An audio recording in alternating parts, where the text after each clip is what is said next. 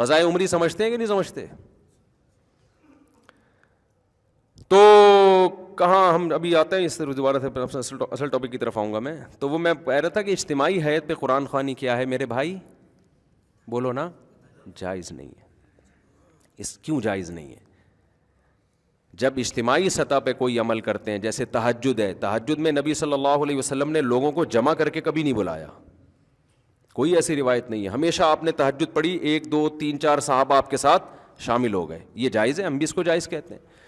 امام ابو حنیفہ کو چونکہ قرآن و سنت بہت اچھی طرح سے آتا تھا, لہذا اس عمل کو امام حنیفہ جائز کہتے ہیں. بھائی اتفاقی طور پر کوئی تہجد کے لیے کھڑا ہوا ہے, 2 4 آدمی اس کے پیچھے آ جائیں, اعلان کر کے کہ فلاں اتنے بج کے اتنے منٹ پہ ہمارے یہاں تہجد کی نماز ہوگی, تمام حضرات تشریف لے آئیں. اس کا ثبوت ہمیں قرآن و سنت میں نہیں ملتا, صرف رمضان میں حضرت عمر کے عمل سے ملتا ہے, تراویح جس کو کہا جاتا ہے, اس لیے اس کو نام بھی الگ دیا گیا. سمجھتے ہو کہ نہیں سمجھتے؟ اس میں اجتماعی حیت. اور حضرت عمر نے کیوں؟ اس لیے کہ نبی نے یہ رمضان میں 3 دن کیا, پھر چھوڑ دیا تاکہ فرض نہ ہو جائے. تو حضرت عمر سمجھتے تھے کہ آپ نے اس لیے چھوڑا فرض نہ ہو جائے, یہ اس کی علامت ہے, آپ اس کو زندہ رکھنا چاہتے تھے. تو اب فرضیت کا امکان ختم ہو گیا, لہذا حضرت عمر نے اس عمل کو دوبارہ شروع کرا دیا. تو رمضان گیا اور وہ تراویح کی نماز گئی. اس میں قیام اللیل کا بھی ہمیں ثبوت نہیں ملتا کہ الگ سے پھر رات کو اجتماعی حیت پہ نماز پڑھی جائے. تو قرآن خوانی کیا عمل ہے میرے بھائی؟ غلط ہے, اس کو ترک کر دینا چاہیے. جب کسی کا انتقال ہو جائے تو آپ اخپل طریقے سے, سب سے بہتر تو وہ چیز ہے جو منصوص ہے, جس کا حدیث میں صراحتاً ذکر ہے, وہ صدقہ خیرات ہے, سب سے بہتر وہ ہے. اس کو آج کل لوگ فوکس نہیں کر رہے, قرآن خوانیوں پہ پورا زور لگایا ہوا ہے, اور پھر اس میں دیگیں چلتی ہیں, کھانے چلتے ہیں, لوگ آتے ہیں بوٹیاں پھوڑ رہے ہوتے ہیں, کہ عجیب ہی منظر ہوتا ہے. ولیمے اور میت کا فرق کیا ہو گیا؟ ختم. تو یہ پھوڑنے پھاڑنے کے ٹائم نہیں ہے. یہ اخپل طریقے سے چپکے سے غریب کو صدقہ کر دو, اور اپنے طور پہ کوئی تلاوت کرنا چاہے تو اس میں بھی کوئی حرج نہیں ہے. اگرچہ تلاوت میں فقہا کا اختلاف ہے, لیکن صدقے میں سب کا کیا ہے؟ اتفاق ہے. تو دیر آر کتنی ٹائپس آف 3. ایک تو ایصال ثواب کے لیے قرآن خوانی, وہ جائز نہیں ہے. دوسرا قرآن خوانی کی قسم ہے برکت کے لیے قرآن خوانی. دکان کھولی آپ نے نئی, آپ نے مکان بنایا, آپ چاہتے ہو یار اس میں کوئی اچھا کام پہلے ہو جائے, بجائے اس کے کہ ڈائریکٹ جا کے ڈرامہ دیکھنا شروع کر دیں بچے آ کے.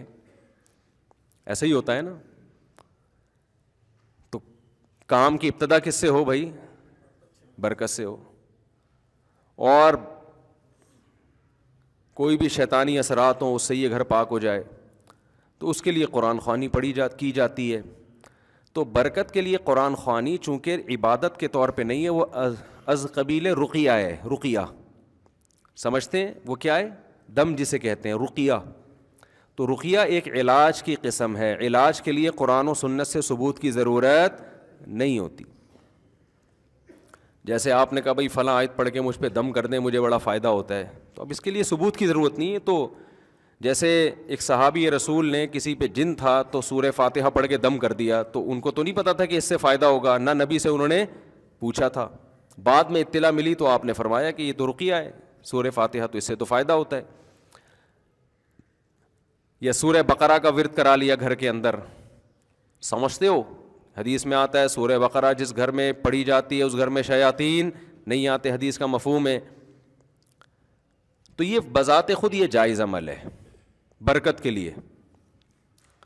لیکن بعض علماء کی رائے یہ ہے کہ لوگ برکت والی قرآن خوانی اور ایصال ثواب والی قرآن خوانی میں فرق نہیں کرتے, تو یہ والی قرآن خوانی ذریعہ بنتی ہے وہ والی قرآن خوانی کا. سمجھ میں آ رہی ہے بات؟ یہ ذریعہ بنتی ہے کس چیز کا؟ ایک بدعت کا.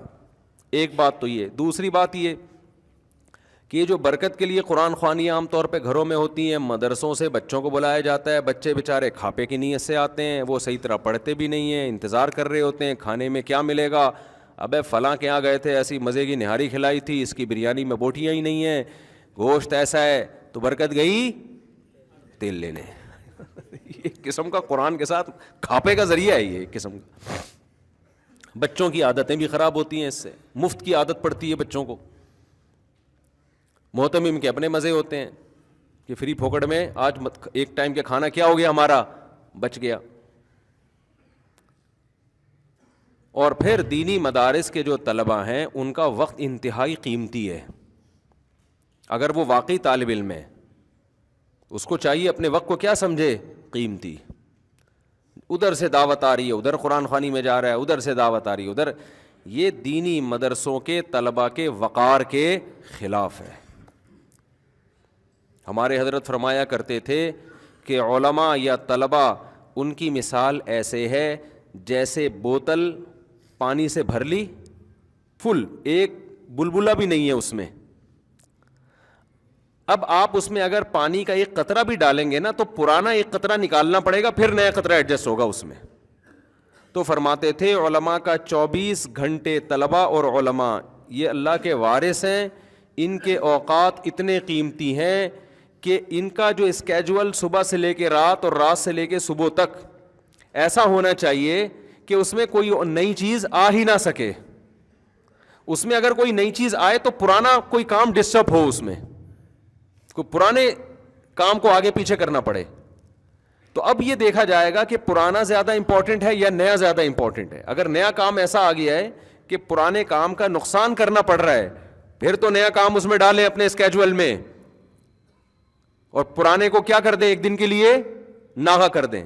اور اگر نیا والا پرانے والے سے زیادہ امپورٹنٹ نہیں ہے تو نئے والے کو کیا کر دیں, کینسل, ہٹا دیں اس کو. سمجھ بھی نہیں آ رہی بات. اب آپ کہیں گے 24 گھنٹے کا ایسا اسکیجول, یہ تو آدمی ڈپریشن کا مریض بن جائے گا. بھائی صبح سے لے کے رات, رات سے لے کے صبح تک, تو ڈپریشن کا مریض نہیں بنے گا. ڈپریشن ختم کرنے والی چیزیں بھی اس میں کیا ہوں گی, اسی میں شامل ہوں گی نا. اس میں ایکسرسائز بھی شامل ہے, بچوں کے ساتھ گپ شپ بھی شامل ہے, گھر والوں کو ٹائم دینا بھی شامل ہے, کھاپے بھی شامل ہیں.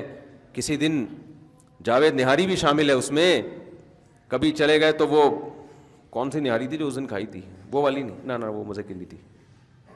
مجھے یوٹیوب پہ ویڈیو بھی آئی ہے میری آج کل, کسی نے چپکے سے کیمرے سے بنا کے ڈال دی, زاہد نہاری نا طارق روڈ پہ, وہ بھی شامل ہے. مزہ نہ آئے پیسے واپس. تو یہ بھی آپ کے اسکیجول کا حصہ بولو نا ہونا چاہیے. تو یہ سب چیزیں اس میں داخل ہے. اب کوئی نئی چیز اگر آ رہی ہے تو یہ پرانا شیڈول آپ کا کیا ہوگا, متاثر ہوگا. اگر نہیں ہو رہا ہے اس کا مطلب آپ فارغ آدمی ہو, کسی کام کے آپ فالتو ہو, بلا وجہ پیدا ہوئے آپ. بلا وجہ پیدا اسے کہتے ہیں کان سے پکڑ کے جو جہاں چاہے لے جائے, آ جا یار کھاپے پہ چلیں, آ رہا ہوں. ٹھیک ہے نا, روزانہ کھاپا, روزانہ کھاپا. ابے آ جا ادھر بیٹھتے ہیں, بیٹھ گیا. ابے چل ادھر گٹر کا ڈھکن گورنمنٹ نے لگا دیا, وہ ہمارے گٹر کراچی میں ڈھکن نہیں ہوتے نا, تو ادھر ہمارے یہاں لگ گیا, آ جا بیٹھتے ہیں وہاں, چل بھائی بیٹھتے ہیں, پوری پوری رات بیٹھے ہوئے. اس کا مطلب یہ غلط پیدا ہو گیا ہے. اس کو بالکل پیدا ہونے کی کسی کام کا نہیں. بعض دفعہ یہ ہوتا ہے کسی دوست کا فون آیا, چل کھاپے پہ چلتے ہیں, آپ نے کہا چلو چلتے ہیں. تو اب یہ بدگمان نہ ہو کہ یہ بندہ فارغ ہے, ہو سکتا ہے اس کا اسکیجول کل کا کھاپا ہو, اس کی ڈائری میں کل کھاپے کا تذکرہ ہو, لیکن اس نے کہا آج بندے کا فون آیا, دوستی ہے, اس سے گپ شپ ہے, تو وہ کل والا کہاں لے جاتے ہیں, آج کر لے. تو میرے ساتھ ایسا ہوتا ہے بعض دفعہ, کسی قریبی دوست کا فون آیا, مفتی صاحب کھاپے پہ چلیں, ہم کہا چلو بھائی. وہ ہوتا یہ ہے کہ وہ جمعرات کو کہیں ڈائری میں کھاپا ڈالا ہوا ہوتا ہے, تو اس کو ہم اس دوست کی وجہ سے 2 دن پہلے لے آتے ہیں, پھر وہ 2 دن والا اسکپ کر دیتے ہیں, جو آج والا کام ہے وہ اس دن ڈال دیتے ہیں. سمجھتے ہیں کہ نہیں سمجھتے؟ ایک ڈائری بنایا کریں ایسے, پورا ہفتہ اس میں آپ کے سامنے ہو وہ پیج, پورا ہفتہ اس میں آپ کے. ابھی میں بتاتا ہوں, یہ حدیث کی تشریح میں بتاتا ہوں میں, تو کیونکہ یہ حدیث کی میں نے تشریح شروع کر دی, وہ پھر ترتیب سے چلے گی تو زیادہ فائدہ ہوگا. ابھی میں وہ قرآن خوانی کا وہ جلدی سے مکمل کر کے پھر وہ حدیث پڑھی ہے نا, اس میں یہ آئے گا تذکرہ انشاءاللہ. صلو علی الحبیب. تو خیر, آپ نے دوسری قسم ہے قرآن خوانی کی رقیہ, جس کو برکت کی قرآن خوانی کہتے ہیں. تو فی نفسی ہی یعنی بذات خود یہ جائز عمل ہے, لیکن بعض علماء اس کے خلاف ہیں کہ بھئی گھر والے بیٹھ کے کر لیں, جیسے سورہ بقرہ پڑھنی ہے سب اکٹھے گھر والے کر لیں. یہ باہر سے ادھر ادھر سے پبلک کو بلانا اور یہ سب چیزیں, اس کے فسادات زیادہ ہیں, اس میں وہ برکت رہتی بھی نہیں ہے. کھاپے کا تذکرہ زیادہ ہوتا ہے, اور جو رقیہ کا جو مقصد تھا وہ مقصد پوری طرح حاصل نہیں ہوتا. بہرحال اگر کوئی کرتا بھی ہے تو اس پہ اتنا سخت انکار نہیں کیا جائے گا. کوئی برکت کے لیے قرآن پڑھوا لیتا ہے, بے شک بچوں سے ہی پڑھوا لیتا ہے, تو فی نفسی یہ جائز عمل ہے. تیسری قرآن خوانی وہ ہے جو اتفاق سے لوگ جمع ہوتے ہوں کسی ترتیب کی وجہ سے. اس کی مثال ایسے جیسے ہم فجر سے پہلے 2 سنتیں پڑھتے ہیں نا, تو اب سب لوگ آ کے پڑھ رہے ہوں, لوگوں نے جمع نہیں کیا, لیکن چونکہ ٹائم ہے سنتوں کا تو سب پڑھ رہے ہوتے ہیں, تو دیکھنے میں ایسا لگتا ہے سب اجتماعی سطح پہ پڑھ رہے ہیں, حالانکہ وہ ایک اتفاقی ان کا آپس میں ربط ہو گیا ہے. تو ایسے ہی دینی مدرسوں میں یہ ہوتا ہے کہ بچوں کو تلاوت کا ٹائم دیا جاتا ہے, تو اس کا ٹائم بتایا جاتا ہے, بھائی صبح ناشتہ ہے اتنے بجے, پھر پڑھائی ہے, پھر یہ ہے, پھر یوں ہے, پھر رات عشاء ہے, پھر عشاء کے بعد سب نے کیا کرنا ہے, قرآن کی تلاوت کرنی ہے. تو یہ ایک نظم کے تحت ہے, اس کو وہ قرآن خوانی, وہ والی قرآن خوانی نہیں کہیں گے جو بدعت ہے, یہ تو ایک نظم کے طور پر. بعض فوجی اداروں میں ہمیں دیکھنے کو ملا, رینجرز کے ایک بڑے آفیسر تھے, انہوں نے بتایا کہ ہمارے ہاں فجر کی نماز کے بعد پابندی ہے, تمام جتنے بھی فوجی ہیں نا جو رینجرز کے ملازمین ہیں وہ سب قرآن کی تلاوت کریں گے. تو ایک ٹائم دیا ہوا ہے نا, تو یہ مینجمنٹ کے لیے ایک ٹائم دیا ہوا ہے, اس کو مینج کرنے کے لیے یہ بھی جائز ہے, اس میں بھی کوئی حرج نہیں ہے, یہ ایک ترتیب پہ لانے کے لیے سب کو.